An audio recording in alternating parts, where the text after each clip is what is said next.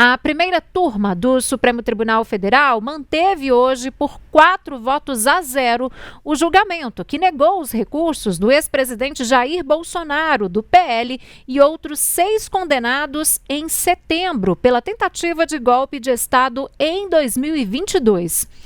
Só lembrando, que Bolsonaro ele foi condenado a 27 anos e 3 meses de prisão. 7 dos 8 condenados, no chamado Núcleo 1 da trama golpista, eles vão começar, portanto, o cumprimento da pena em regime fechado. Isso porque receberam pena acima de 8 anos de prisão. A pena, no entanto, só começa a ser cumprida quando não há mais nenhuma possibilidade de recursos. Vamos até Brasília conversar com a Luciene Landim. Queria que você explicasse para a gente, Lu, a defesa do ex-presidente Jair Bolsonaro ainda tem possibilidade, ainda pode apresentar mais algum recurso neste caso? Nós temos ouvido muito falar sobre embargos infringentes neste momento, Esse caso, cabe esse tipo de recurso? Olha, Síria, é um debate isso, Mas para a gente entender, hoje houve, então, a finalização desse julgamento que começou na sexta-feira da semana passada. Ainda no primeiro dia, a gente viu todos os ministros da primeira turma do STF votando e hoje, então, foi finalizado sem que houvesse qualquer alteração nesses votos. O plenário virtual, ele precisava ficar aberto até o último minuto que estava previsto ali pelo rito, por esse prazo determinado. O que precisa ser feito agora é a publicação do acórdão desse julgamento, desses embargos declaratórios, e que foram negados, então, por esse colegiado da Suprema Corte. Esses embargos declaratórios, eles são pontos, quando as defesas questionam algum ponto específico do julgamento. Eles não têm capacidade, por exemplo, de alterar as condenações de quem foi alvo ali desse processo. Agora, depois que o acórdão dessa etapa for publicado, as defesas têm mais 10 dias e aí elas podem apresentar os chamados embargos infringentes. E esses sim são tipos de recurso que podem aí questionar realmente o resultado desse julgamento, que no caso terminou em condenações. Há uma dúvida, porém, sobre esses embargos infringentes, porque pela regra ali, pela jurisprudência, eles são cabíveis quando há pelo menos 2 divergências em um julgamento. E não foi isso que a gente viu na condenação do chamado Núcleo 1 da tentativa de golpe de Estado. Da primeira turma, apenas o ministro Luiz Fux, que hoje nem faz mais parte do colegiado, abriu essa divergência. Então, somente um ministro votou contra e os 4 restantes da primeira turma pediram a condenação desse grupo. Há uma dúvida, claro, as defesas elas podem entrar com esse recurso, mas a tendência é que eles não sejam aceitos pelo relator, pelo ministro Alexandre de Moraes, justamente por esse entendimento, que não seria cabível por conta de somente o ministro Luiz Fux ter votado contra, ou votado diferente o relator, A gente lembra que esse placar foi 4-1 na maioria dos casos. Alguns condenados tiveram alguns crimes não implicados ali pelo ministro Luiz Fux. Ele colocou eram 5 crimes, 5 crimes apontados. Luiz Fux abriu divergência em algum deles ali relacionado a alguns réus.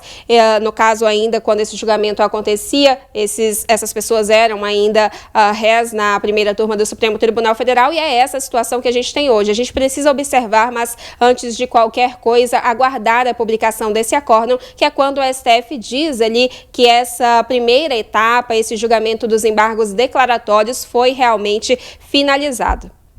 Tá certo, Lu. Agora, o ministro Alexandre de Moraes, ele pode manter Bolsonaro, o ex-presidente, em regime domiciliar ou mesmo mandá-lo para a prisão no complexo penitenciário da Papuda. A gente sabe disso, onde há celas comuns e também especiais. Há uma expectativa de que o ex-presidente seja mantido em prisão domiciliar por questões relacionadas aí à saúde dele e também, claro, pela própria idade. É mais ou menos isso, Lu? A gente precisa esperar, na verdade, um apelo da defesa do ex-presidente Jair Bolsonaro pedindo isso, se tiver interesse que ele continue em prisão domiciliar, e esse deve sim ser o interesse dos advogados que representam o ex-presidente no Supremo Tribunal Federal. Primeiro, a gente deve ter, ao fim de toda essa possibilidade de recurso, né? A gente acabou de falar dos embargos infringentes, que por mais que a chance deles avançarem seja mínima, as defesas podem pedir, né? Então, depois dessa etapa, a gente deve ter uma ordem de prisão expedida pelo Supremo Tribunal Federal, lembrando que Jair Bolsonaro foi condenado a mais de 27 anos de prisão, e como você falou agora há pouco, quando a pena ela é superior a 8 anos, o regime é justamente o regime fechado, e foi esse o regime imposto a Jair Bolsonaro quando a condenação do ex-presidente foi declarada ainda no mês de setembro, quando o julgamento do Núcleo 1 foi finalizado. A gente precisa esperar como que vai ser esse processo, mas a ordem deve ser de cumprimento dessa decisão do julgamento em regime fechado, para que então a defesa do ex-presidente possa pedir, possa entrar com recurso para mudar esse regime e deixá-lo em prisão domiciliar. Esse regime que ele já cumpre desde agosto, relacionado a um outro caso, mas envolveu essa condenação também, né? Essa condenação foi feita no meio desse regime. Então, a gente precisa esperar, claro, e lembrando que há possibilidades para essa prisão em regime fechado inicial a Jair Bolsonaro. O ex-presidente pode ser mandado, por exemplo, para a penitenciária da Papuda ou para uma cela especial na Superintendência da Polícia Federal aqui em Brasília. São possibilidades e a gente precisa, claro, esperar um posicionamento do ministro Alexandre de Moraes, que é o relator desse caso no Supremo Tribunal Federal.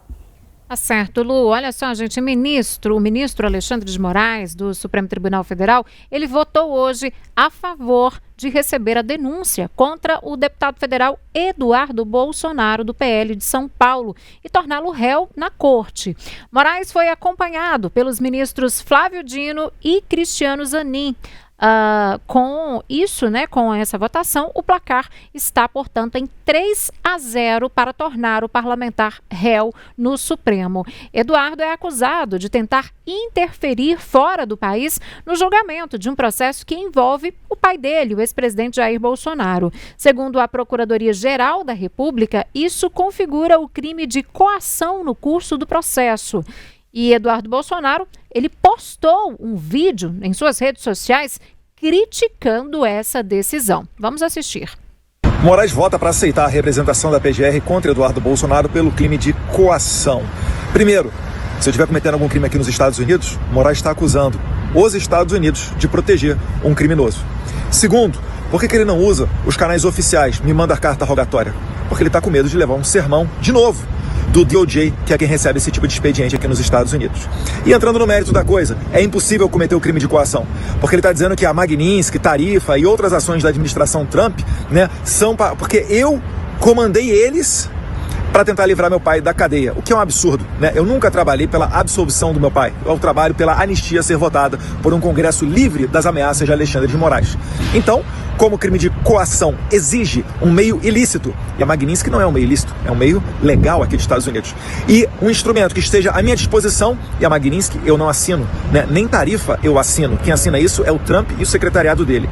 Então, notoriamente, esses são crimes que não competem a mim, eu jamais poderia estar sendo acusado por isso. Então, o que está acontecendo de verdade? Moraes está usando a política dentro do tribunal para limar a possibilidade que a direita tenha uma maioria no Senado ano que vem. Além de mim, Gustavo Gayer e vários outros deputados honestos de passado limpo estão sofrendo a mesma coisa, ainda que exista a imunidade parlamentar dentro da nossa Constituição. E no mais eu posso garantir, daqui nós não vamos parar, não vamos precipitar e não vamos retroceder. Nós venceremos. Bom, e esse julgamento está sendo realizado no plenário virtual do STF, em que os ministros, né, registram os votos aí por sistema eletrônico. Essa análise ela segue até o dia 25 de novembro, a não ser, né, que ocorra aí um pedido para que esse processo ou destaque que leva o caso para uma sessão especial, para que peça uma outra análise, né? E nesta etapa os ministros vão decidir se aceitam a denúncia. Se aprovarem, vai ser aberta, portanto, uma ação penal contra Eduardo Bolsonaro. Caso rejeitem, o processo pode ser, na verdade, vai ser arquivado caso haja rejeição. Além desses ministros que a gente já falou por aqui, também deve se manifestar a ministra da primeira turma, Carmen Lúcia Lulandim. A tendência, se a gente for pegar pela lógica até agora, é que ela também siga aí os votos dos colegas, né?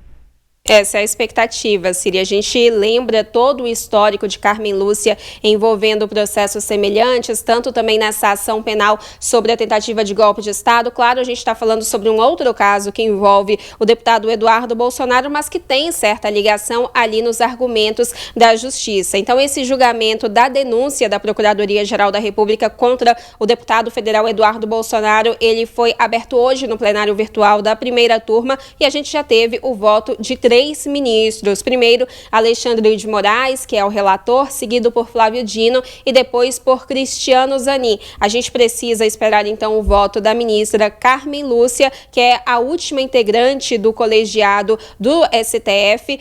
São 4 integrantes hoje, né? A gente lembra que o ministro Luiz Fux pediu para migrar para a segunda turma e essa 5ª vaga, ela segue aberta, segue vazia, até que o futuro ministro indicado pelo presidente Lula tome posse e assuma essa vaga na Suprema Corte, mas esse plenário virtual, então, para análise do caso de Eduardo Bolsonaro fica aberto até o dia 25, ainda que a gente tenha o voto de Carmen Lúcia hoje, a gente não tem como prever, como cravar quando que a ministra vai votar, mas ainda que ela deposite esse voto hoje, como os outros 3 ministros fizeram, esse plenário virtual ele vai ficar aberto ainda até o dia 25, porque esse é o rito, e nesse período algum ministro pode até alterar voto, pode fazer alguma correção pontual ali, apesar de, pelo histórico que a gente acompanha de julgamentos, isso não acontecer com tanta frequência, isso é muito difícil de acontecer, mas até o dia 25 esse plenário segue aberto para análise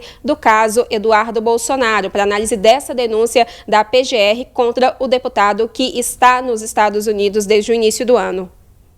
Bom, já o ex-ajudante de ordens de Bolsonaro, o tenente-coronel Mauro Cid, ele já começou a cumprir a pena no início de novembro, né, em regime aberto, pois no caso dele a pena é de 2 anos, o que o livra, portanto, de uma cadeia, né? E falando em Mauro Cid, a Polícia Federal informou ao Supremo que considera indispensável incluir o tenente-coronel, delator dessa organização criminosa investigada pelo plano de golpe de Estado, no Programa Federal de Assistência às Vítimas e Testemunhas Ameaçadas. A corporação também recomenda estender essa proteção à família do ex-ajudante de ordens do ex-presidente Jair Bolsonaro. Luciene Landim, essa decisão, a decisão final desse pedido, cabe a quem, hein? Olha, é uma ordem judicial, também envolve muito essa questão, essa atuação ali no Supremo Tribunal Federal, mas fato é que esse é um programa que muda tanto a vida das pessoas que entram nele, que muitas até rejeitam, muitas até preferem ficar de fora, apesar do risco apontado, nesse caso de Mauro Cid, o risco foi apontado pela Polícia Federal, porque essa medida envolve, em alguns casos, mudança de residência, mudança de estado, às vezes até de país e também mudança de identidade em casos muito específicos para garantir a reinserção dessa pessoa na sociedade. A gente destaca, até é bom a gente observar isso, que Mauro Cid já é, de certa forma, uma pessoa pública. Ele, quando atuou no governo Bolsonaro como ajudante de ordens do ex-presidente, a função dele não era essa, não era de ser uma pessoa pública, uma pessoa exposta, mas por conta de toda essa investigação, da delação premiada que ele firmou com a Justiça para esclarecer os fatos dessa trama de tentativa de golpe de Estado, tudo isso fez com que Mauro Cid fosse uma pessoa exposta publicamente. Nesse caso, essa situação dele torna um pouco ainda mais complicada essa abordagem pelo programa de proteção à testemunha, porque ele não consegue passar sem ser notado em vários lugares, né? Claro que medidas ainda cabem, ainda podem ser ser adotadas, mas há uma dificuldade um pouco maior quando se trata de uma pessoa que pode ser reconhecida em vários lugares, né? Esse processo de tentativa de golpe de Estado, ele foi assunto praticamente, a gente pode falar até em âmbito internacional, e a imagem dessas pessoas envolvidas estampou jornais, reportagens de televisão. Então, todas as pessoas que estão envolvidas são muito públicas. A gente ainda não tem uma informação se há um interesse de Mauro Cid em entrar para esse programa. A gente até questionou a defesa do tenente-coronel, mas a gente ainda não tem a informação. O que houve, então, até agora foi uma recomendação da Polícia Federal e o envio dessa orientação pelo ministro do STF, Alexandre de Moraes, para a manifestação da Procuradoria-Geral da República.